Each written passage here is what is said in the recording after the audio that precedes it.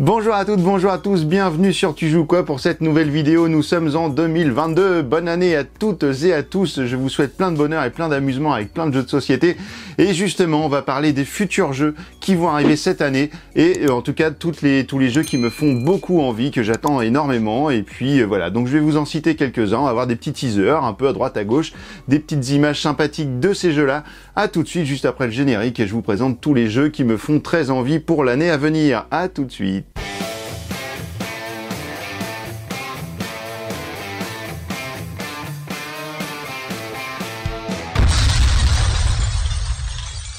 On commence direct par un jeu que j'attends avec grande impatience. Il s'agit de Six Siege. C'est Rainbow Six, c'est l'adaptation de Rainbow Six, le fameux jeu vidéo d'Ubisoft qui va être adapté en jeu de société par Mythic Games. Et ben voilà, ça c'est juste un truc de dingue. C'est un jeu que j'ai kickstarté. Alors en fait, on utilise le verbe kickstarter comme si c'était un verbe.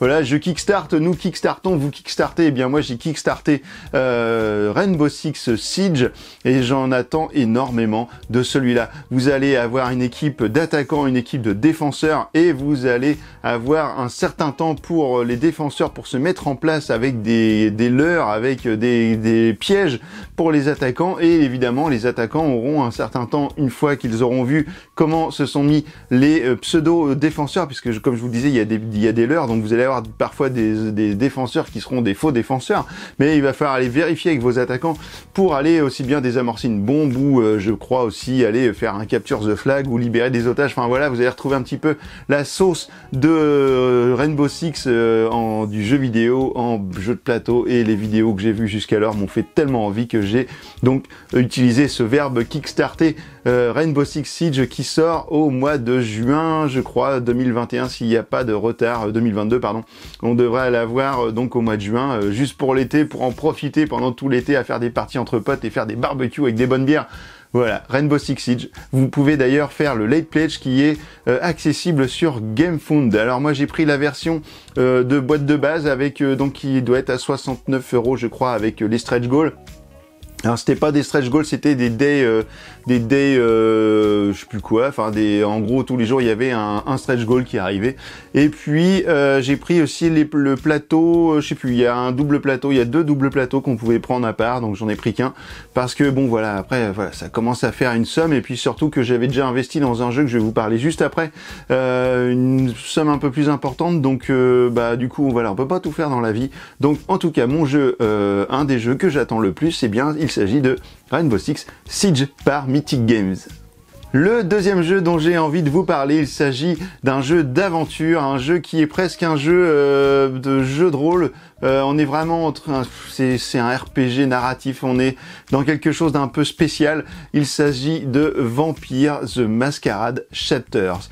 Voilà, c'est Flyos Game qui a fait encore un Kickstarter que j'ai kickstarté sur donc l'univers de Vampire the Masquerade, qui est un jeu de rôle à la base évidemment, et qui en a fait un jeu narratif avec tout un tas de personnages, de plateaux, avec des quêtes, une campagne qui va changer, évoluer au fur et à mesure des choix que l'on aura fait au fur et à mesure du jeu.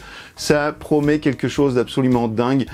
C'est une grosse boîte avec plein de matériel, et puis il y a quand même moult extensions, etc. Donc on en a pris, je sais plus quel pledge on a pris, mais on a pris un truc un peu gros, un peu élevé, un peu cher. Voilà, et c'est un jeu qui aurait dû sortir qui aurait dû sortir au mois de juillet 2021 et qui a pris un retard de ouf, et qui sortira maintenant que troisième quart de 2022. Donc avec un petit peu de chance, on va se retrouver avec Six Siege et Vampire the Masquerade en même temps dans la boîte à lettres, ce qui serait quand même un truc absolument génial pour l'été.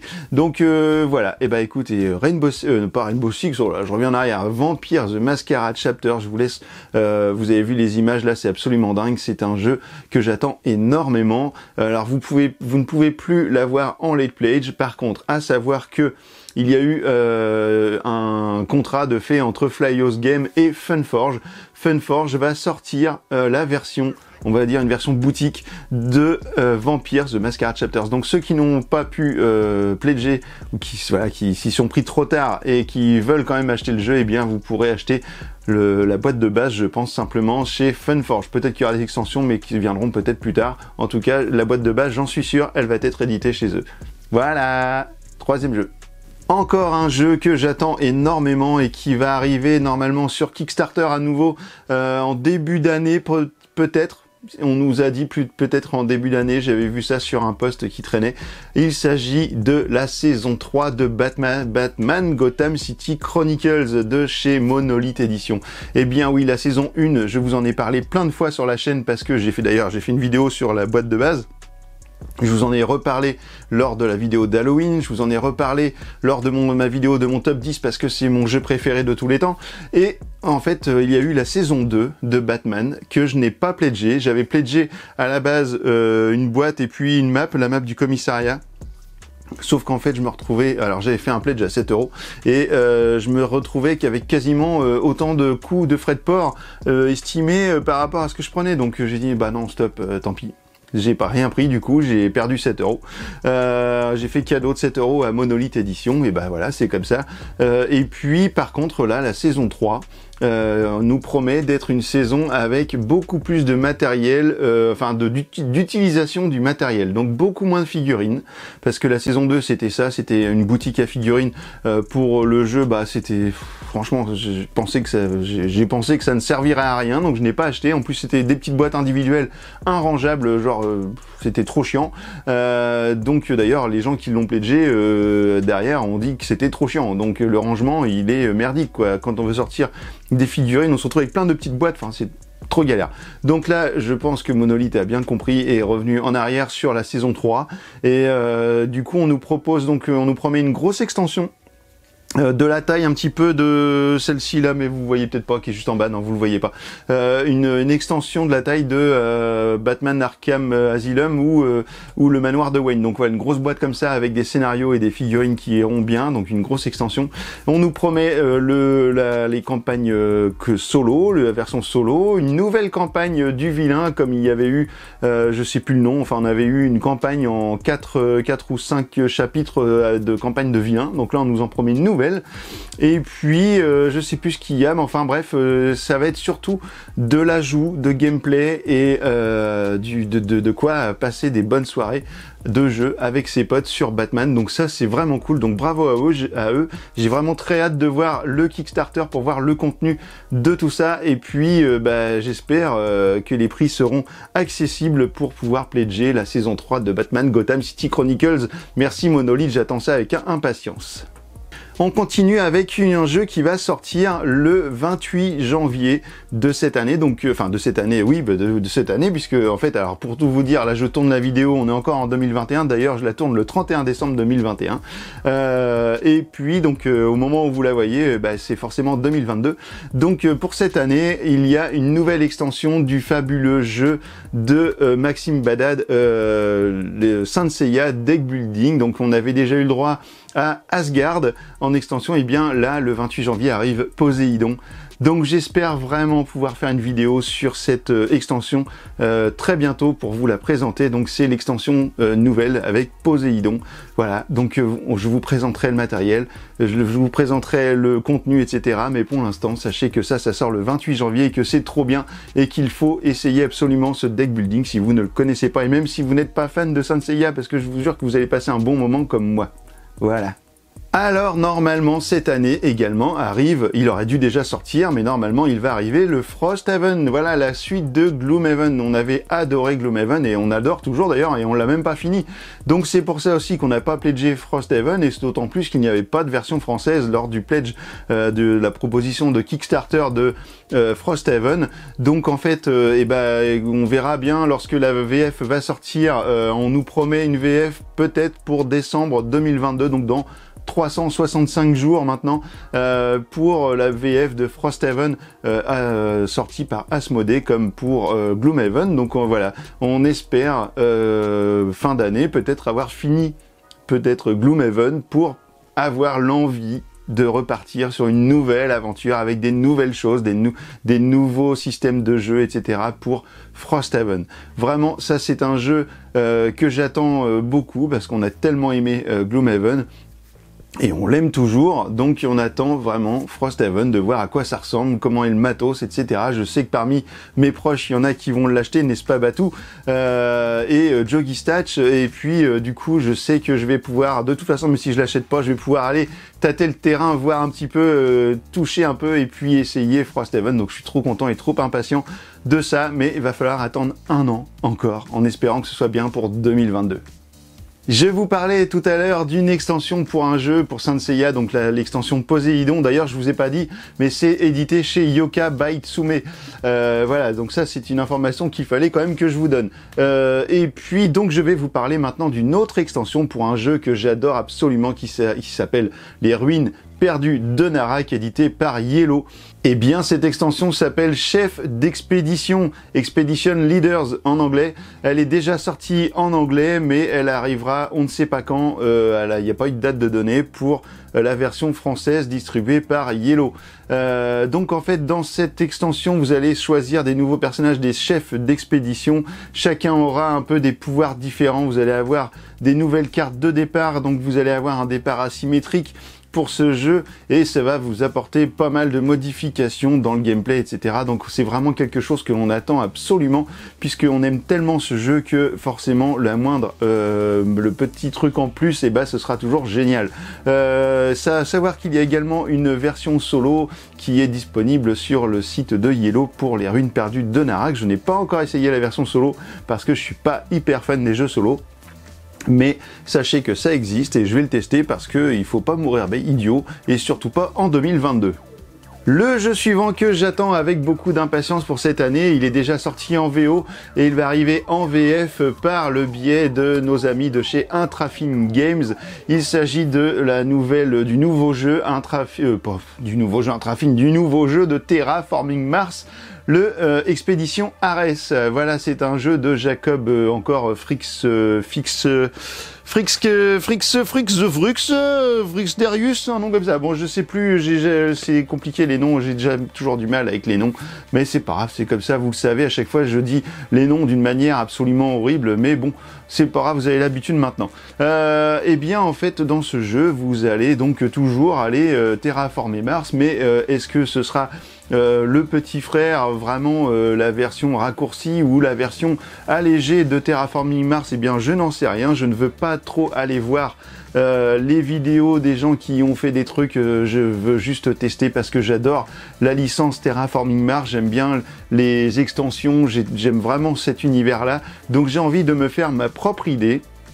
Alors je crois qu'il y a des phases d'action, etc.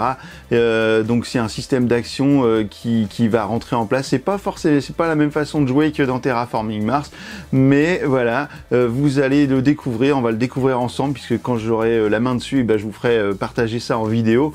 Et puis donc voilà, je ne sais pas quand ça sort, je crois que c'est au mois de janvier. Il me semble que c'est fin janvier qu'arrive Terraforming Mars, Ares Expédition chez Intrafin Games. Donc si vous m'entendez, Intrafin, je l'attends avec grande impatience, tout comme j'aurais bien aimé avoir pu l'occasion de jeter un œil sur la méga box là de Terraforming Mars, mais bon, c'est pas non plus évident, ça coûte un peu une blinde, donc voilà, pour ceux qui n'ont rien de Terraforming Mars, c'est sûr que allez-y dans cette méga box. Pour les autres, du coup c'est un peu tard quoi, donc ça doit être super, mais on verra ça plus tard. Et voilà. Le prochain jeu que j'attends vraiment sur la saison, sur l'année qui vient, eh bien, il s'agit de Nemesis Lockdown. Nemesis Lockdown, c'était une campagne Kickstarter également faite par Awaken Realms et qui va être éditée en français cette année par Funforge à nouveau, qui avait déjà édité en français le Nemesis que l'on voit juste ici, je crois. Voilà, il est juste ici derrière SOS Fantôme. eh bien vous allez pouvoir, grâce à Nemesis Lockdown, infiltrer, donc vous êtes dans une base souterraine, et puis vous allez forcément encore rencontrer des intrus qui vont être là pour vous bouffer le petit cul. Et vous allez forcément avoir d'autres joueurs, voilà, qui seront également de la partie avec des rôles cachés. Enfin, j'imagine que ça ressemble beaucoup à Nemesis, mais avec des add-ons évidemment, avec un nouveau monde, du nouveau matériel, etc. Donc quand on a joué à Nemesis, quand on sait à quel point ce jeu est absolument génial, eh ben on n'a qu'une envie, c'est d'aller essayer Nemesis Lockdown. De dingue, c'est un truc de dingue. J'espère vraiment pouvoir l'essayer cette année. Funforge, Nemesis Lockdown. Merci à vous, à l'avance. J'aimerais voir beaucoup. Vous êtes trop sympa. Je vous adore. Le dernier jeu dont je veux vous parler pour 2022, eh bien il s'agit d'un jeu que j'ai déjà en ma possession, il s'agit de Kérésis. Alors le jeu que j'ai ici, c'est une version prototype de Kérésis, et en fait, alors c'est un jeu de Mathieu Monpat, donc merci à lui pour me faire confiance pour pour faire une vidéo sur ce jeu, parce que voilà, il m'a demandé si j'étais ok pour faire une vidéo sur son jeu, et j'ai dit oui tout de suite parce que l'univers me plaisait beaucoup. Vous voyez, déjà graphiquement c'est quand même déjà très très chouette, et donc en fait dans ce jeu, alors que vous allez retrouver bientôt sur Kickstarter, je vais pas vous montrer le matériel parce qu'en fait j'attends des éléments de jeu là qui vont arriver, qui font évoluer le jeu, parce que Mathieu n'était pas très content de certaines choses, et puis je lui avais fait quelques retours sur nos premières parties, notamment sur un système de jeu qu'il doit modifier, donc il a trouvé quelque chose a priori qui a l'air d'être super cool.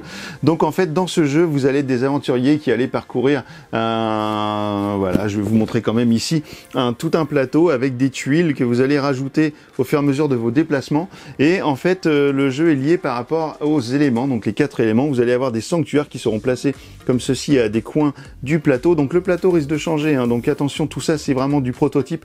Donc vous allez devoir trouver les sanctuaires, et dans ces sanctuaires vous allez devoir déposer des amulettes, et les amulettes vous aurez le droit de les déposer si vous avez déjà des tuiles en fait sur lesquelles vous maîtrisez le territoire. Voilà, par exemple, imaginons que vous êtes sur le sanctuaire du vent, eh bien il va falloir maîtriser une tuile vent ailleurs en ayant placé un garde pour avoir le droit de déposer une amulette sur le sanctuaire. Le premier joueur qui a placé les 4 amulettes a gagné la partie, ou bien alors le joueur qui aura accumulé le plus de points si vous n'avez pas fini la partie au bout des 24 tours, eh bien le jeu, ce sera le gagnant, le joueur qui aura le plus de points, je vais y arriver, qui aura gagné la partie. Donc en fait, je vous expliquerai en détail lors d'une vidéo comment ça fonctionne, je vous montrerai le matériel, mais pour l'instant je voulais juste vous en parler comme ça, en vous disant que ça va arriver très bientôt sur Kickstarter, et que je vous le conseille déjà fortement. Il s'appelle Kérésis, et j'ai hâte de voir la version finale, c'est pour ça que je vous en parle déjà dans mes jeux que j'aime, enfin que j'attends en 2022.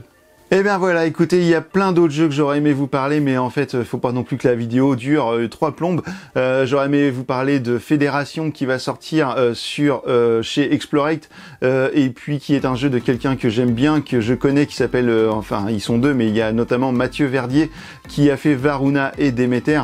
Que je connais, et voilà, qui me l'avait déjà présenté vaguement. Il me l'avait montré, Fédération, à quoi ça ressemblait lorsque je l'ai rencontré pour faire la vidéo de Varuna. Il en avait une boîte avec lui. Et puis donc c'est un jeu qui va être qui va sortir chez Explorate. Donc c'était une campagne Kickstarter que je n'ai malheureusement pas pu faire parce que j'avais pas les sous pour acheter le jeu. Bah tant pis, c'est comme ça, c'est le jeu. Et puis, enfin c'est pour le jeu, du coup je peux pas l'avoir. Mais ça c'est un jeu vraiment, on se croirait dans la fédération du commerce, dans le Sénat intergalactique avec la fédération du commerce dans Star Wars. C'est vraiment ce système de jeu avec un Sénat, etc. Le jeu a l'air juste génial. Je sais que des amis ont pu le tester. Vraiment, ils ont reçu une boîte en prototype pour le tester. Ils l'ont envoyé après. Voilà, j'attends. C'est pareil, j'attends de pouvoir mettre la main dessus pour pouvoir le tester et faire une vidéo. Fédération, ça a l'air juste ouf. Donc, écoutez, voilà. Maintenant, vous savez tout sur mes jeux que j'attends le plus en 2022. Si vous voulez me faire des cadeaux, c'est bon, allez-y, hein, je vous en prie, faites-moi des cadeaux. Non, je déconne, non, gardez les jeux pour vous, amusez-vous, passez passez une excellente année et puis on se retrouve très bientôt pour une nouvelle vidéo et surtout bientôt pour les Awards, les Tu joues ou quoi Awards qui vont récompenser les meilleurs jeux pour nous de 2021. Eh bien écoutez, maintenant que vous savez tout sur les jeux de 2022, eh bien alors, tu joues ou quoi?